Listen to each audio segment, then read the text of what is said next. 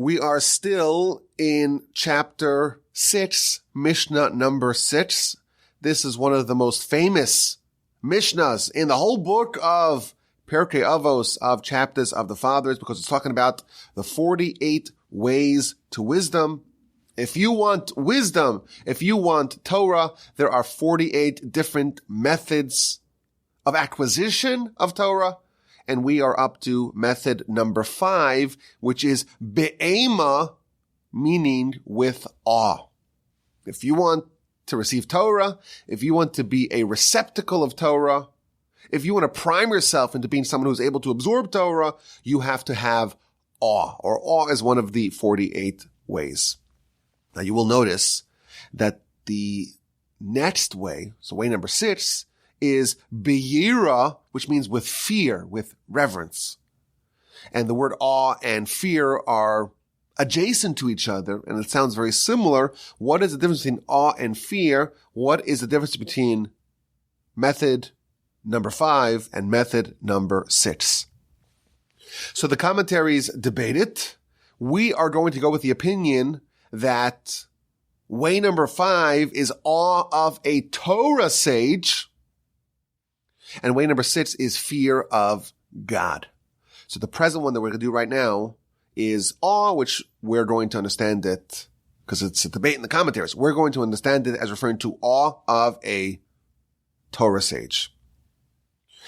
Now, the first question we have to ask is, why must we have awe? Why must we have reverence for a Torah teacher? You're not worried, I assure you. If you've ever had the great privilege of meeting a true Torah sage, they won't harm a fly. And therefore, we don't have to be dreadful, fearful that they're going to attack us, that they're going to castigate us, that they're going to belittle us, that they're going to harm us in any way. What does it mean to have awe of a Torah sage? So the commentaries explain that a true Torah sage is akin to an angel. In fact, the verse at the very end of Scripture in Malachi, it talks about a Torah sage who is akin to an angel, and people are requesting Torah from his mouth. And the Talmud, in the book of Chagiga, tells us, if your sage, if your teacher is similar to an angel of God, then you should request Torah from their mouth. And if your teacher is not akin to an angel of God, then you should not request Torah from their mouth. The basic requirement, our sages tell us, to be a teacher of Torah is to be indistinguishable from an angel. If someone's not an angel, then they're not a candidate, or not like an angel, then they're not a candidate to be able to teach Torah. People should not request Torah from their mouth.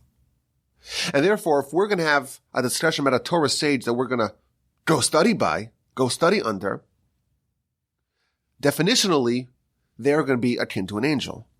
And therefore, the awe being described here is not fear of harm, but awe and dread and reverence of being in the presence of a true sage, of being in the presence of a true sage who is like an angel.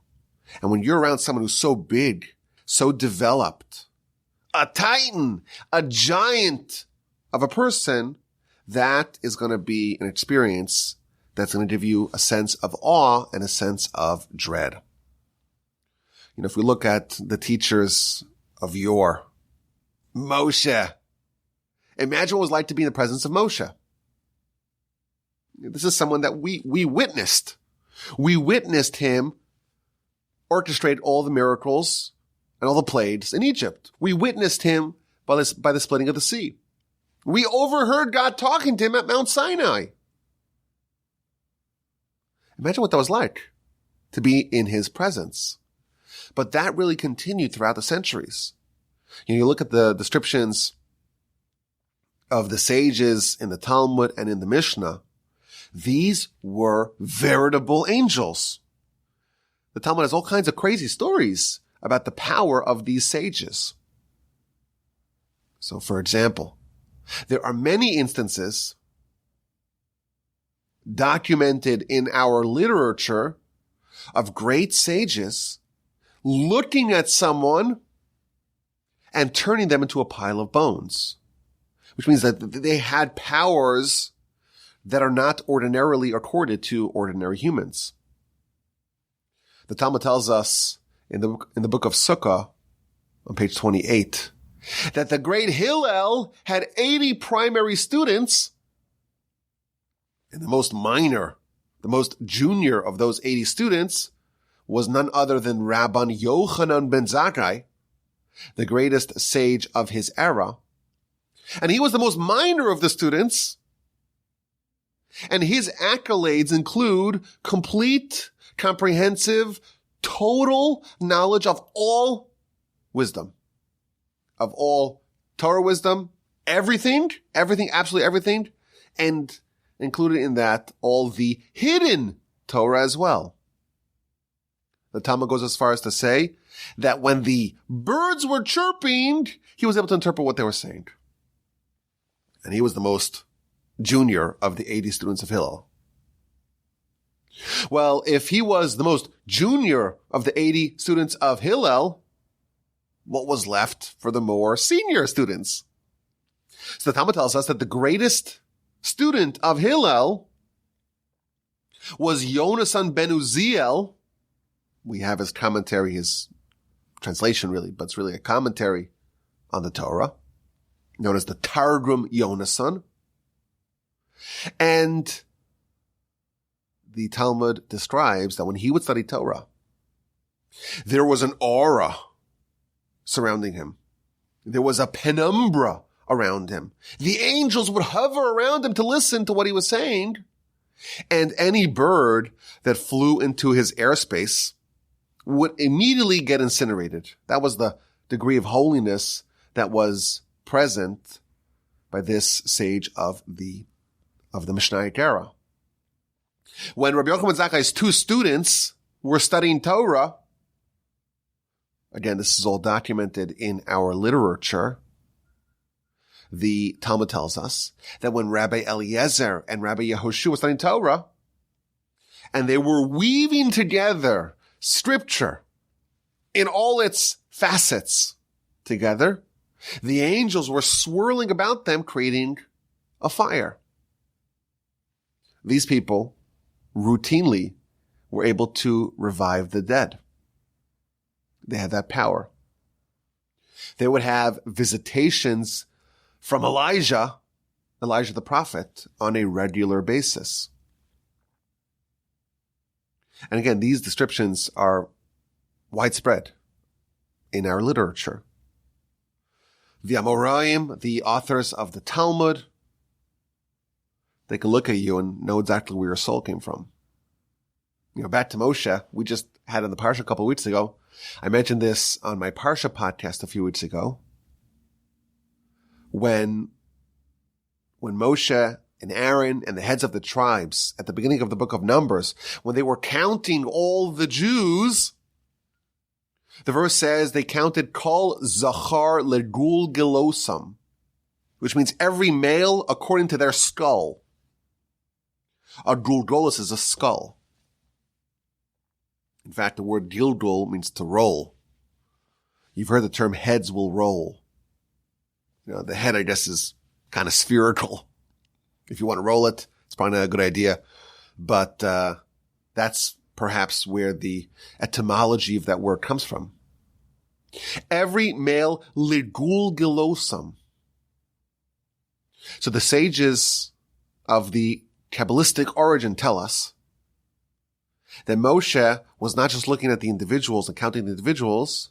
He was also foreseeing into the future all the future reincarnations of these souls. Because the word Gilgul means to roll, but it also means to be reincarnated. And Moshe, when he was counting the 600,000 Jews in front of him, he was counting them, not just seeing them the way they are currently constructed, but he was able to forecast into the future all the future iterations of that soul. So to me, it's made me think the Kabbalists tell us that all the souls that we have today are recycled. Have you heard that before? All the souls we have today are recycled. It's not the first go-round for any of us. That's what the Kabbalists tell us.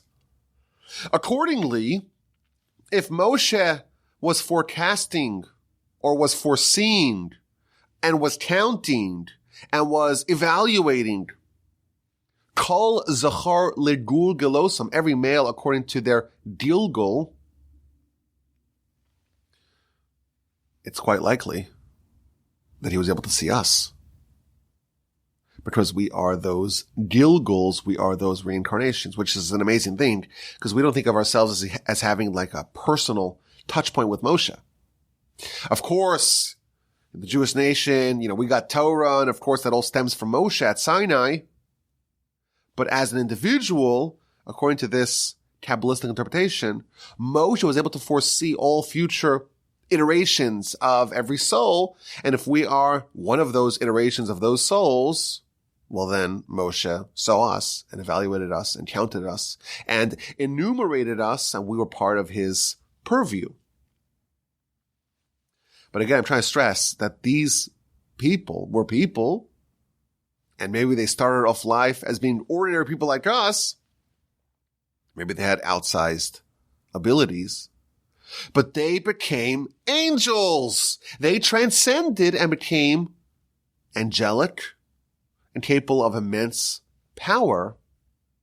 And to be in their presence would be an experience that would evoke awe and dread.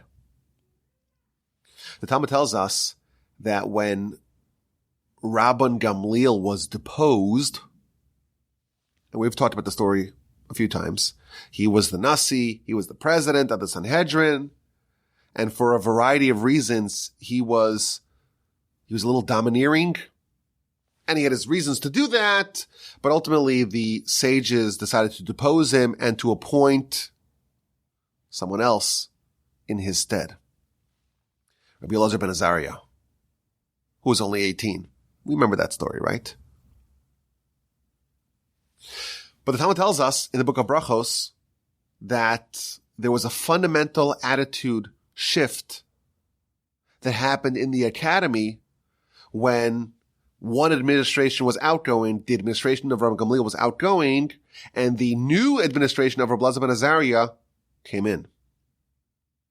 And that is that previously they only allowed students whose innards matched the way they presented themselves externally. Only a student whose tocho was kibaro, whose inside was like their outside, that was the only candidate to be part of the academy. Under Rabbi Gamliel's watch, many students were rejected. They were not allowed to participate in the academy because their innards were not like the external presentation of self.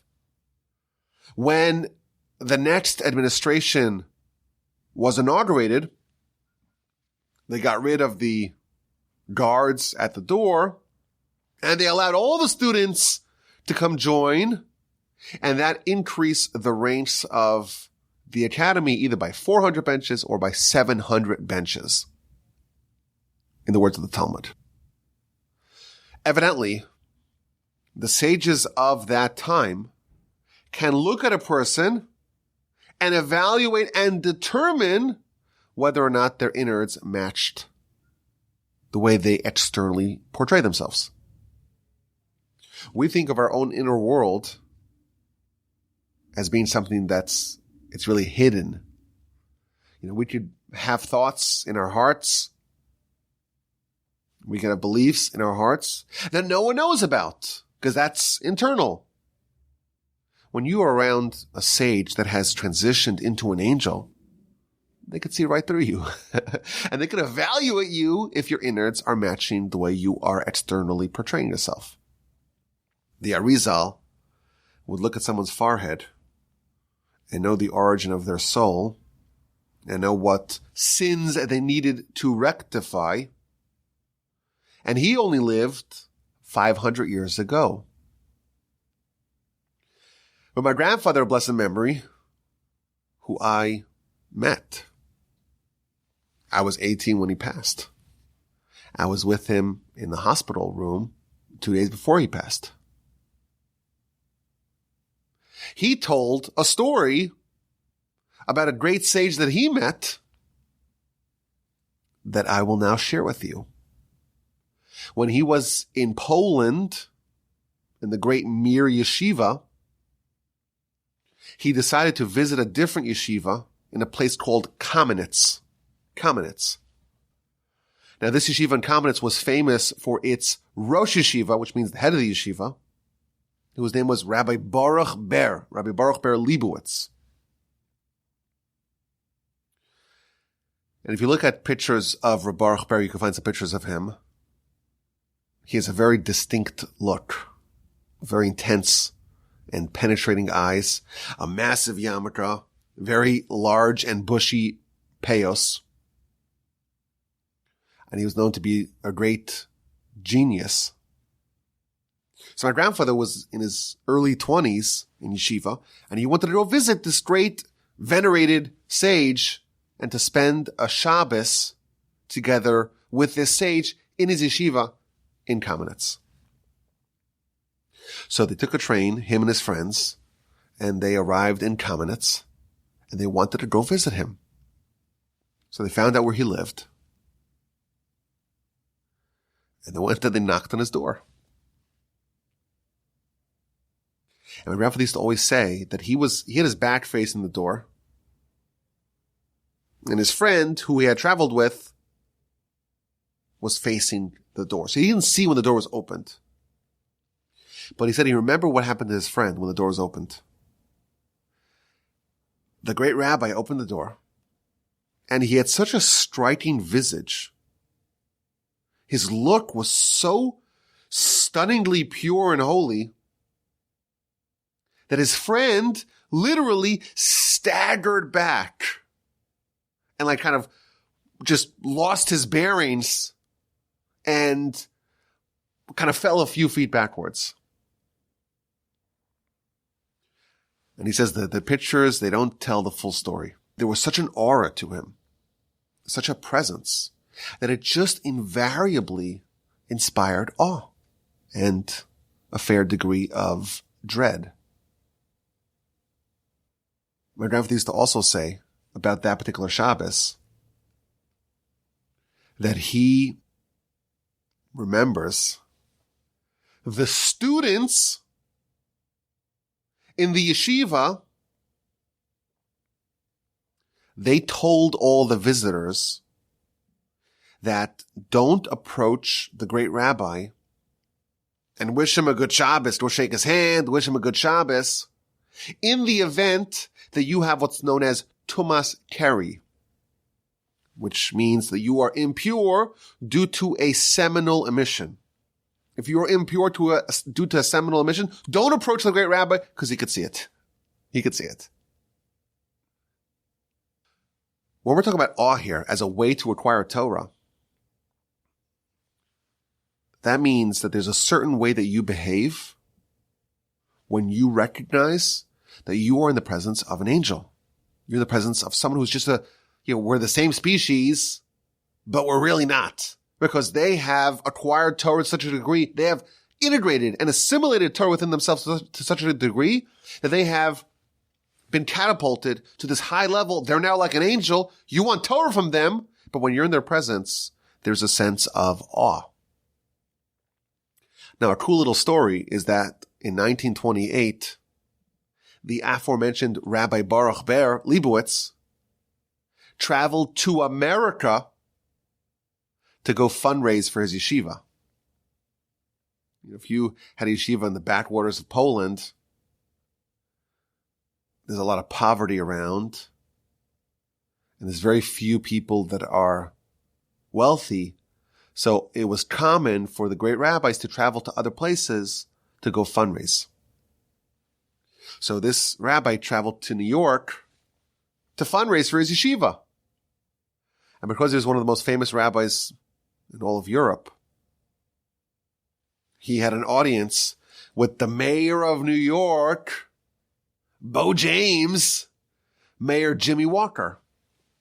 And he presented him the key to the city, the ceremonial key to the city, to welcome the great rabbi into the city of New York. And after their meeting, Mayor Jimmy Walker said, This man disproves Darwin. If you meet ordinary men, you could say, well, maybe they came from a monkey. Maybe they descended from an ape. Maybe they emanated from a primate. Maybe.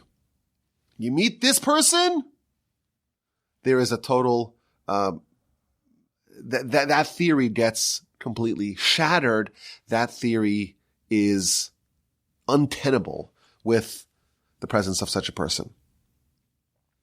I think even today, if you meet great sages, and I have had the great fortune of meeting some great sages, they have an aura to them. What can I say? I remember seeing Rabbi Elyashiv, who passed away at the age of 102, I think, 105, in the year 2012. I saw him with my own eyes. And he had a glow to him. There's just no way to describe it. His face was luminescent. What can I say? You can probably see some of the pictures. And when you were around him, you felt like you were around someone who's just from a different class of people. This is an angel masquerading as a human. There's a certain spiritual gravitas. There's a presence that they have. And just being in their proximity, it makes you take life a little bit more seriously. You know, these people are really, genuinely, with every fiber of their existence, trying to live life properly, trying to understand completely and genuinely the Almighty's Torah. These are people working as hard as humanly possible to understand what we're here for and to understand the Almighty's guidance for life, to understand Torah and every part of Torah. I'll tell you a great story with Rabbi Elyashiv. There was a sage who was widely recognized as a great sage who spent 35 years studying with unfathomable depth one of the most obscure, arcane, and esoteric parts of Torah. We know that there are 63 books of Mishnah.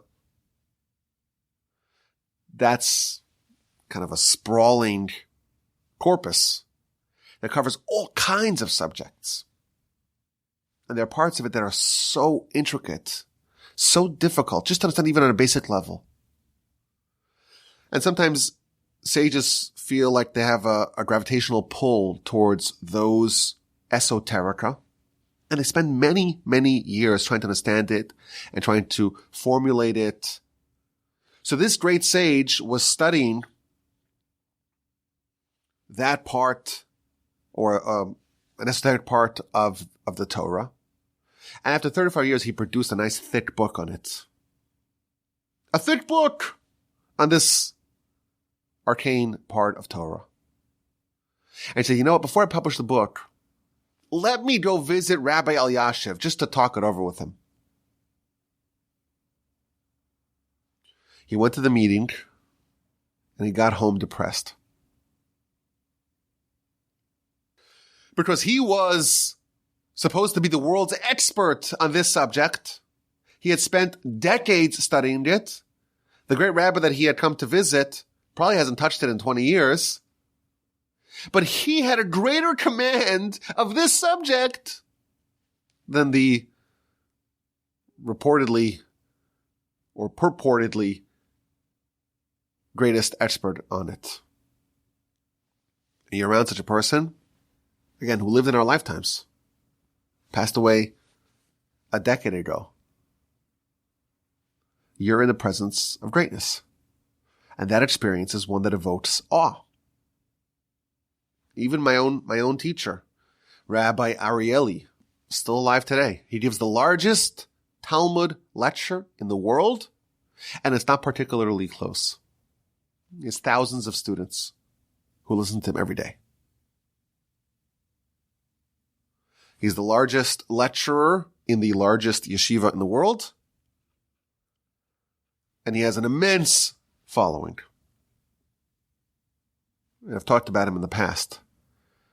It's unbelievable. You can meet someone who's such a sage, such a genius, razor-sharp intellect, complete command of Torah, gives a lecture, starts off the lecture, speaks for an hour, never, and I was there for years, never loses his train of thought, never forgets what he's going to say, never stumbles on a word, never. It's unbelievable. It's a sight to behold. Even if you don't understand Yiddish, which is the language of the lecture, you don't understand it, just to listen to it and to see how it's just this beautiful symphony. An hour every single day. And he's speaking, by the way, to a pack of wolves, to the most capable students in the whole yeshiva. And they would pounce. They would love nothing more than to pounce on some sort of inconsistency or some sort of logical fallacy or some sort of problem with his lecture. They would love to get up and argue with him. And he just quiets them all. You can't say anything. It's just such scintillating logic, such clarity, such structure and order. It's just nothing like it. And you would imagine someone like that, the absolute top of their field, respected, adored by all. You would expect someone like that to walk around with some swagger, to say, look at me, I'm the greatest rabbi in the world, give me some honor. The most humble person you've ever met. The most humble person you've ever met. Stunning, sterling, resplendent character. Resplendent. There's just no words, there's no other words to describe it. In every area of life, absolute, stunning character. And again, this is someone that I know. This is someone I spent a lot of time talking to. I always like to say that the greatest proof for the divinity of the Torah is getting a chance to meet someone like this. Someone whose presence just exudes awe. Someone like that, if you ever have the privilege to do that, you know, like Jimmy Walker, that man does not descend from an ape. And you also know that whatever this person has exposed themselves to, has dedicated their lives to, is something that is not like any other field or any other discipline. It comes from God, and it's there to elevate and transform a person. And look, you see an angel in front of you. You see it. You see the handiwork of Torah. And this is one of the ways to get Torah. Awe. Awe of a Torah sage. And of course we know that having a relationship with a Torah sage is paramount. The importance of teachers and tradition and transmission cannot be overstated. We know that the oral Torah, which is actually the way to understand what Hashem wants, that was maintained without being written down and codified, without being canonized in the Mishnah and the Talmud. That's the way it was done for 1,500 years. You had to study under a master. And you had to toil in tutelage of a great sage to understand the Torah precisely, to be able to perpetuate it to the next generation. The way to do that, or one of the necessary components of that, is to have a degree of reverence and awe for your teacher. Your teacher is your link to this great chain of transmission going all the way back to Sinai. In effect, when you study under a teacher, that is a form of a Sinaitic relationship or revelation. Because after all, this sage studied from their respective teacher, and they got it from their teacher going all the way back to Moshe at Sinai. And therefore, awe is part of the experience. Just like the Sinai revelation was done with fire and with awe, with dread, the mountain was shaking, the people were shaking. That is what it's like to study Torah under a sage thenceforth. I would imagine that there's another component of this. When you want to study, and you're studying Torah, not just math or English or science, not any other discipline. You're studying Torah. You have to have a degree of awe for the teacher, for the sage, for the angel. But also, what the Almighty expects of us is not easy. If you look at all of Torah and say, okay, I need to know all of this, that demands Herculean efforts to acquire. There's a lot of hard work that is expected of us. We're going to need to push ourselves to the absolute limits of our abilities. And that's really hard and really taxing and demanding and really painful. And pain, of course, is something that we are predisposed to try to avoid. How do we overcome that?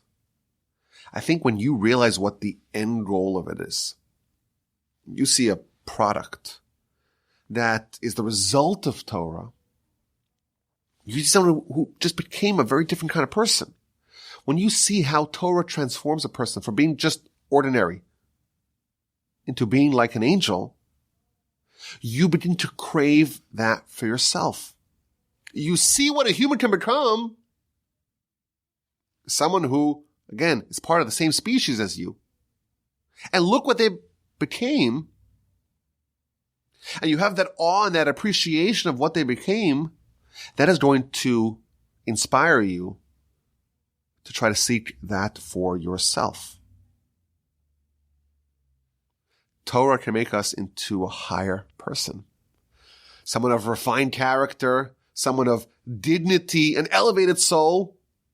And again, of course, a total makeover of our intellect, to be razor sharp, to be unbiased in pursuit of truth, and to also have character that is just uncommon. Humility and sweetness and care for others and kindness. And again, I always say that this is the best proof of Torah, because there are thousands of people that share no overlap with any other discipline. People with immense knowledge and capabilities paired with humility and kindness and sweetness and care for others. Resplendent character, that is part of the package. I think there's a few people in my family that this would legitimately apply to. It shows us the power of God's Torah to transform a person. And when you're witness to that, and you get to see the character of a great Torah sage up close, to the degree that you have awe, you begin to aspire to that yourself.